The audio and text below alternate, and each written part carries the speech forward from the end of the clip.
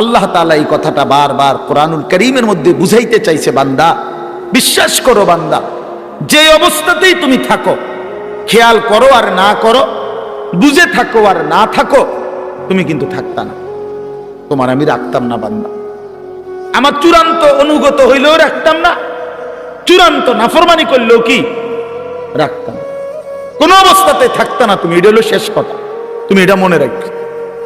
তুমিও থাকবা না, সৃষ্টি জগতও থাকবে না, তোমারও মৃত্যু হবে, গোটা কায়নাতেরও মৃত্যু হবে। এই কথাইটা কোরআনুল কারীমের মধ্যে আল্লাহ তাআলা খুব বুঝাইছেন যে বান্দা কেন দুনিয়া নিয়া ইসসাকালতুম ইলাল আরদ, আহা বান্দা জমিনটা নিয়ে এমন কামড়াইয়া পড়লা কেন? ইসসাকালতুম অর্থ এটা মানে কামড়াইয়া ধরা। আমি যাইতাম না, বাচ্চা যেরকম অনেক সময় ধরে না, আমি যাইতাম না, এমন ভাবে ধরছে যে এতে আর সরানো যায় না। ছাগল যেভাবে খোঁট দেয়, ছাগলের খোঁট দেওয়া বুঝছেন, ছাগল যে এরকম পাও দিয়া খোঁট দিলে বাপরে বাপ, আরেক ছাগল দিয়েও এতে সরান যেত না। বহুত আমার জীবনে একবার ছোট বোন, ওই চানলা ব্রনফারা চানলা একটা জায়গা আছে, এই চানলা আমার বোন বিয়ে দিছি, ছোট বোন। তো কোরবানির ঈদের সময় মায় 2 দিন আগে আমারে কইছে যে টাকা দিছে, চানলার পাশে একটা জায়গা আছে 60 বাজার, ওইখান থেকে খাসি কিনা দিতাম, মানে বোনের শ্বশুর বাড়ি কিনা দিতাম আর ঈদ কোরবানি উপলক্ষে। তা আমি বোনের শ্বশুর বাড়ি গিয়ে তালুইরে নিয়া বলছে চলেন একটা খাসি কিন তালুই। তো চালুই বয়স্ক মানুষ, খাসিটা কিনার পরে আমি হেবটারে কইলাম তালুই অল্প দূর রাস্তা, 60 থেকে আর চানলা যাইতে নাই তো 10-15 মিনিট 20 মিনিট লাগবে, আরো আগের কথা। ওই সময় আমি কামেলে পড়ি, 2003 সাল বা 4 সাল এরকম হবে। তো আমি হাঁটাই এই নিয়ে যেতে পারবো ছাগল, এটা আপনি রিস্কা দিয়ে যান, আপনি বয়স্ক মানুষ। আহা, আমার 14 গোষ্ঠীর কোনো পাপের কারণে আমি এটা ধরছি। আমি শেষ পর্যন্ত অজরে মানে কাইন্দাই দিছি। আমি তো জানি না আগে কোনো সময়, ধরছিও না, জানিও না এটা যে এরকম খোঁট দেয়, এই কথাটা আমি জানতাম না। কি পরিমাণ কষ্ট করে বিশ্বাস করেন এটা আনছি, এই কদ্দুর জায়গা বাড়িতে আইনা আমার বোনে ধর, মাই কইছে তোর খাসি রে ধর, তোর খাসি তো এটা যে তার হাতে দিছি, বোনের কইছি ধর এটা ধর, যা এ কইয়া যে আইসা লাইছি, ভাতও খাইছি না, জিদ দে। তাইলে কি বুঝা গেল? এইভাবে খোঁট দিয়া ছাগলের খুঁটির মতো আল্লাহ বলছে ইসসাকালতুম ইলাল আরদ, হায় বান্দা এভাবে বুঝি জমিন আঁকড়ায়া ধরলা, এভাবে জমিন আঁকড়ায়া ধরলা। আর রাদিতুম বিল হায়াতিদ দুনিয়া মিনাল আখিরা। এবার আল্লাহ বলে বান্দা তাহলে কি তুমি আখিরাতের বিপরীতে দুনিয়ার এই জীবন পেয়ে খুশি হয়ে গেল? যথেষ্ট তো খুশি? এক সেট সোফা ছাড়বে তো, খালাস, 6টা টেবিল, 6টা চেয়ার, একটা ডাইনিং টেবিল, খুশি তো? যথেষ্ট। 2টা ওয়াল শোকেস, 4টা খাট, 4টা তোষক, প্রতি ঘাটে 2টা করে বালিশ, 8টা বালিশ, চায়ের কাপ 1 ডজন, ভাতের প্লেট 1 ডজন, নুনের বাড়ি 4টা, আর 4 বাথরুমে বদনা 4টা। আর কি কয় টাকার মাল? নাই তো 50 লাখ টাকার মাল ঘরে, এত হবে না। আচ্ছা ধরেন, ধরলাম ভাই, ধরছে জন, আর কোনো আপত্তি নেই, ধরলাম ধরেন 50 লাখ টাকার মাল। তো 50 লক্ষ টাকার মালের জন্য আয় মুসলমান 60 বছরের হায়াত শেষ, 50 বছর শেষ। এত মিথ্যা, এত চুরি, এত 2 নম্বরি, এত সুদ, এত ঘুষ, এত কিস্তি, এতবার ওজনে কম দিলেন, এতগুলো মিছা কথা কইলেন, এত বাটপারি করলেন, এই কদ্দুর ফার্নিচার আর আসবাব এটুকু দুনিয়ার জন্য। বড় অল্প দামে নিজের বেচা দিলেন, বড় অল্প টাকায় শেষ করে দিলেন হায়াত। বন্ধু বড় অল্প দামে নিজের জীবন শেষ করে দিলেন, খুব কম দামে। এক সুস্থ সবল মুসলমান এত কম দামে নিজের বেচার কথা না। এইটুকু সামান্য দুনিয়ার জন্য এক ওয়াক্ত নামাজ পড়ার টাইম নেই। একটা অটো চালায়, বেচারার নামাজের সময়। একটা সিএনজি চালায়, বেচারার নামাজের টাইম নেই। কদ্দুর সাধু আমদারি করে, এবার নামাজের টাইম নেই। 12,000 টাকা বেতনের একটা চাকরি করে, নইলে 20,000 টাকা বেতন। হায় হায় মুসলমান, 20,000 টাকা, তাও এক মাসে, প্রতিদিন না, এক মাসে 20,000 টাকা বেতন। এইটুকুর জন্য আল্লাহ তাআলার এক ওয়াক্ত নামাজ আদায় করে না। হায় মুসলমান, এত বড় পাষাণ কেমনে হইলেন? কেমনে হইলেন বলেন? আল্লাহ নবী সাল্লাল্লাহু আলাইহি ওয়াসাল্লাম বলছেন, লা সাজদাতুন ওয়াহিদাতুন খায়রুম মিনাদ দুনিয়া ওয়া মা ফিহা। এবার শুনেন, নবী বলেন, একটি সেজদা উম্মত দুনিয়া এবং দুনিয়ার মধ্যে যা কিছু আছে তার চাইতে কোটি গুণে বেশি উত্তম। কয়টি সেজদা? এক সেজদায় কয় রাকাত? এক রাকাত না। এক সেজদা দিলে কি এক রাকাত? এক রাকাত না, একটাই সেজদা। লা সাজদাতুন ওয়াহিদাতুন, একটি সেজদা। আল্লাহর কসম, নবীজি বলছে, বুখারী মুসলিমের হাদিস।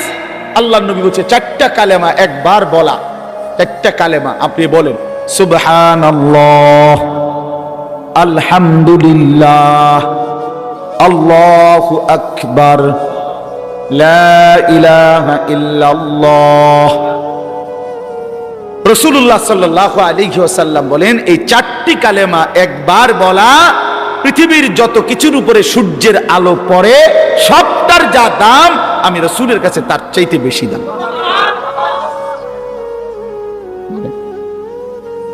কি ধরলেন? কি হারাইলেন? কি হারাইলেন? এক ওয়াক্ত নামাজের মূল্য কত? ফজরের 2 রাকাত সেজদার মূল্য কত? রাসূলুল্লাহ সাল্লাল্লাহু আলাইহি ওয়াসাল্লাম বলছে, রাকাআতুল ফজরি খায়রুম মিনাদ দুনিয়া ওয়া মা ফিহা। ফজরের 2 রাকাত সুন্নত, হ্যাঁ হাদিস, দুনিয়া এবং দুনিয়ার মধ্যে যা কিছু আছে তার চাইতে কোটি গুণে বেশি উত্তম। তো ফজরের ফরজ 2 রাকাত, এটা তো আরো আছে, এটা তো রয়েছে, কতটা বেশি। কুল মা ইনদাল্লাহি খায়রুম মিনাল লাহবি ওয়া মিনাত তিজারা। কোরআন শরীফে আছে, একবার জীবনে সাহাবীরা প্রথম দিকে নবীজি সাল্লাল্লাহু আলাইহি সাল্লাম জুমার খুতবা দিচ্ছিলেন। জুমার নামাজের খুতবা ইসলামের প্রথমে শুরুতে জুমার নামাজের পরে হইতো, এটাই তাফসীর। মানে ঈদের খুতবা কখন হয়? নামাজের পরে। এই ঈদের খুতবা এখন যেভাবে হয়, প্রথম জুমার খুতবা এভাবে হইতো। মানে নবীজি ফরজ 2 রাকাতের সালাম ফিরাইয়া এরপরে মিম্বরে দাঁড়াইয়া কি পড়তেন? খুতবা দিতেন। এটাই ছিল তখন নিয়ম। এরকম একদিন খুতবা দিতেছে, সাহাবায়ে কেরামের কিছু সাহাবী মদিনার বাজারে ফু দিছে, কেউ ব্যবসায়ী পাইকারি মাল আনে মাসে 15 দিনে। তখন নিয়ম ছিল একদিন পাইকারি মাল আসতো, তো যে বেটা পাইকার এ বেটা বাসি ফু দিত। ফু দিলে খুচরা দোকানদাররা বুঝতো পাইকার আসছে, সবাই দৌড়াইয়া হুড়াহুড়ি করে যার যার মাল নিত। এই বেটা তো আর আসবে না আবার।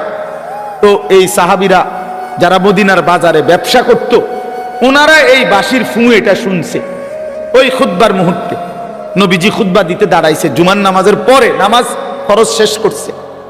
এই সবাই যারা মদিনার বাজারে ব্যবসায়ী, ওনারা সব উঠে চলে গেছে ওইখানে মাল আনার জন্য, কারণ বুঝছে যে যদি পরে যায় তো পাইতো না।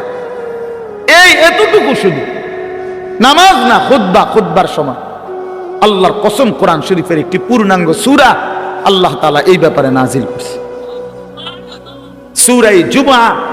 এই জুমা সূরার নামই জুমা।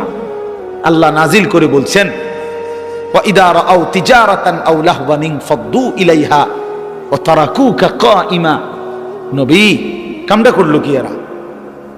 এদের ব্যবসা এবং তামাশা, এই দুনিয়ার তামসার জন্য আল্লাহ দুনিয়ার পুরো উপার্জনটারও বলছে তামসা। বেটা আল্লাহ বলছে এই ব্যবসা এবং তামাশার দুনিয়ার জন্য এরা ছুটে চলে গেল, ওয়া তারাকুকা কাইমা, আপনাকে এখানে দাঁড়ানো অবস্থায় খুতবায় রেখে চলে গেল। হায় হায়, করলা কি তোমরা? আল্লাহ নিজে তখন বলে, কুল মা ইনদাল্লাহি খায়রুম মিনাল লাহবি ওয়া মিনাত তিজারা। হায় আমার নবীর সাহাবীরা, শুনো, এই নামাজ, এই খুতবার বিনিময়ে আল্লাহর কাছ থেকে যা পাইতা তা তোমাদের এই ব্যবসা এবং রং তামাশার এই দুনিয়ার চাইতে কোটি কোটি কোটি কোটি গুণে উত্তম ছিল। এর চাইতে সুন্দর আয়াত কি হইতে পারে? এর চাইতে পরিষ্কার কথা মালিকের আর কি হইতে পারে? ভাইয়া বলেন, ইনসাফ করে বলেন। আর কেমনে আল্লাহ বুঝাইতো? আর কেমনে বুঝাইতো? আপনার অসংখ্য মুসলমান, আমি আজকেও আমার জুমার নামাজ ওই শাসনগাছা, আমি এক মসজিদে এই মাস থেকে 2 জুমা পড়াই নামাজ। তো এইখানে বলছি যে আপনারা যারা শুধু শুক্রবারে জুমার নামাজ পড়তে আসেন, কেন আসেন? বাকি সপ্তাহ কেন আসেন না? বাকি 5 ওয়াক্ত নামাজ কেন পড়েন না ভাই? সপ্তাহের বাকি দিনগুলো কেন নামাজ পড়েন না? শুধু শুক্রবারে 2 রাকাত নামাজ পড়তে কেন আসেন? এ কথা বুঝানোর জন্য যে আপনি মুসলমান, এটা বুঝানোর লাগে নাকি? আমি তো পরিষ্কার বলি না ফরমান, তোমরা যারা 5 ওয়াক্ত নামাজ পড়ো না, পুরো সপ্তাহ নামাজ পড়ো না, তুমি শুক্রবার আয়োনের কোনো দরকার নাই, তুমি শুক্রবারে আইসা বুঝানোর দরকার নাই তুমি মুসলমান। তুমি মুসলমান, আমরা এটা জানি। তোমার না ভোটার আইডি কার্ড আছে? তোমার আইডি আছে তো? তোমার জন্ম নিবন্ধন সনদ আছে, আমরা জানি তুমি মুসলমান। তুমি মুসলমান, আমরা জানি বেটা। তাইও তুমি কি দরকার ছিল? কি দরকার ছিল নিজেকে মুসলমান বুঝাইবার জন্য? না না, মুসলমান আমরা জানি, আপনি মুসলমান, আমরা মানি। আমাদের মুসলমানের কবরস্থানেই দাফন করা হবে। নাই তো বলেন কেন? যদি বলেন না হুজুর আমি এই জন্য আসি নাই, আল্লাহর জন্য আসছি, তো আল্লাহর জন্য আসলে আসরের নামাজে আসলেন না কেন? প্রতিবাদ করেন। একজন প্রতিবাদ করেন না যে না হুজুর আপনি ভুল বলছেন, আমি আল্লাহর সন্তুষ্টির জন্য আসছি। তো আল্লাহর সন্তুষ্টির জন্য আসলে ফজর কই, জোহর কই, আসর কই, মাগরিব কই, এশা কই, শনিবার, রবিবার, সোমবার, মঙ্গলবার, বুধবার, বৃহস্পতিবার, সে এই সপ্তাহের এই দিনগুলো মালিককে মনে করেন না কেন? বলেন ভাই, ইনসাফ কি বলে? বলেন একজন বেনামাজি বলেন, বলেন খোদার 365 দিন কোন দিন যারা ফজরের নামাজ পড়েন না, এত বড় বেহায়া কেমনে হইলেন? কেমনে হইলেন? এই যুবক ভাই, তোমরা যারা কখনোই ফজরের নামাজ বছরের কোনোদিন পড়ো না, তুমি এত বড় নির্লজ্জ, মুসলমানের ঘরে এত বড় বেয়াদব কেমনে হইলা? বলো, এখন প্রতিবাদ করো। মুসলমানের ঘরে এত বড় বেয়াদব কেমনে হইলা? এত বড় গাদ্দার মুসলমানের ঘরে হইলা কেমনে? তোমার আল্লাহ নাই, তোমার রসুল নাই, তোমারে কেউ বানায় নাই, তোমারে কোথাও যেতে হবে না, তুমি মোটটা না, তোমার কোনো হিসাব নাই, তোমার কোনো আমল নামা নাই। কি মনে করছো তুমি? এই মোবাইল, হ্যাঁ, এই বেডি, নর্তুকি, নারী, ছবি, উলঙ্গ দৃশ্য, আর এই ভাত তরকারি, পেশাব পায়খানা আর ঘুম, খালাস, এরই নাম জীবন? এ তো জানোয়ারের জীবন। এ তো কুকুর, বিড়াল, হাইওয়ান, জানোয়ার, গরু, ছাগল, ওরাও তো খায়, ঘুমায়, পেশাব পায়খানা করে, ওদেরও তো যৌন চাহিদা পূরণ হয়। প্রিয় বন্ধু, গরু ছাগলেরও তো, কুকুর বিড়ালেরও তো বাচ্চা হয়। তো বাচ্চা যেহেতু হয়, এটাই তো প্রমাণ করে এদের যৌন চাহিদা পূরণ হয়, নয়তো হ্যাঁ কেমনে বাচ্চা হয়? জানোয়ারের বাচ্চা হয় কেমনে তাহলে? ইনসাফ করেন, বিবেককে বলেন। আপনার স্ত্রী বেপর্দা, তা আপনার আত্মসম্মান কই রইল? আপনার মেয়েটা বেপর্দা, হ্যাঁ, আপনি বুঝেন না এটা? 8-7 কাপড় পরে আপনার মেয়ে কোথায় যায়? 14 বছরের, 16 বছরের, এই 18 বছরের এই উপযুক্ত কন্যা 8-7 কাপড় পরে কোথায় বের হয়, কাকে দেখাইতে যায়? আপনি বুঝেন না? আপনি চিড়া খান, আপনি হুদা বন খান, আপনি ভাত খান না? এতটুকু হায়া যেই বাপের নাই, তো তুমিও তো বেহায়া, তোমার মেয়েও তো বেহায়া। যে স্ত্রী বেহায়া, স্বামীও বেহায়া, স্ত্রীও বেহায়া, দুজনই তো বেহায়া বেটা তোমরা। বলে আত্মসম্মান থাকলে, আত্মমর্যাদা থাকলে, পৌরুষ থাকলে, আমি বাইচা থাকতে আমার বউ বেপর্দা হবে বেটা, তো আমি বাইচা রইলাম কেন? আমি বাইচা থাকতে আমার মেয়ে বেপর্দা, তো আমি বাপ কিসের? আবার আমার বাপ কিসের? আমার স্ত্রী সন্তানের মধ্যে যদি দিন না থাকে, বিবি বাচ্চার যদি আখিরাত না থাকে বন্ধু, তো আল্লাহ তাআলা আমাদেরকে সংসার কেন দিলেন? পরিবার কেন দিলেন? স্ত্রী সংসার কেন দিলেন আমাদেরকে? যে নারী থেকে এত কিছু ভাবে উপকৃত হইলেন 40 বছর, সেই নারীকে এভাবে জাহান্নামের হাতে ছেড়ে দিলেন, এভাবে ছেড়ে দিলেন। ফিকির করেন, সিদ্ধান্ত করেন, কেমনি কি করবেন, ফয়সালা করেন। এই পৃথিবীতে প্রত্যেক মানুষের সামনে যখনই যে কোনো সমস্যা তৈরি হয়, সে তো প্রতিটা সমস্যার সমাধানের জন্য কোনো না কোনো কৌশল বের করে না? তো এর জন্য বাইর করেন, আপনি বুদ্ধি বাইর করেন, আপনি পরামর্শ করেন যে হুজুর আমার স্ত্রী বেপর্দা, আমি কি করতে পারি? আমার মেয়ে বেপর্দা, আমি কি করতে পারি? আমার ছেলে কোনোদিন ফজরের নামাজ পড়ে না, আমি কি করতে পারি? কোনো সমাধান নাই? ইসলামে কি কোনো সমাধান নাই? আল্লাহর কোরআনে কিছু নাই এ ব্যাপারে? তো আছে, তো আছে, তো আপনি সিদ্ধান্ত নেন, আপনি এগিয়ে আসেন, নিজেকে বাঁচান, বউ বাচ্চাকে বাঁচান, স্ত্রী সন্তানকে বাঁচান। খাট পালং আর সোফা ফার্নিচার এডি কোয়েন না, এডি কোয়েন, এডি হুদা, এডি থাকবে না। সোফা পুরানো হয়ে যায়, ফ্রিজ ডিস্টার্ব করে, আমি 3 বার বদলাইছি। ওয়াশিং মেশিন কিনছি, এইটা একবার দামি কোম্পানির, এটার ডিস্টার্বের যন্ত্রণায় কুচিটা হালাই দো, লাত্তি দিয়ে হালাই দো, ফালতু জিনিস একটা। তাইলে কি বুঝা গেল? দুনিয়া কোনটাই জমাইয়া আপনি স্থায়ী হবে না, এটা ডিস্টার্ব করবে, ঠিক না? বলেন না কেন? তো শুধু শুধু শুধু শুধু বললেন কেন, করলেন কেন? বাথরুমের প্লাস্টিকের দরজা এডি শুধু ভাঙ্গে যায়,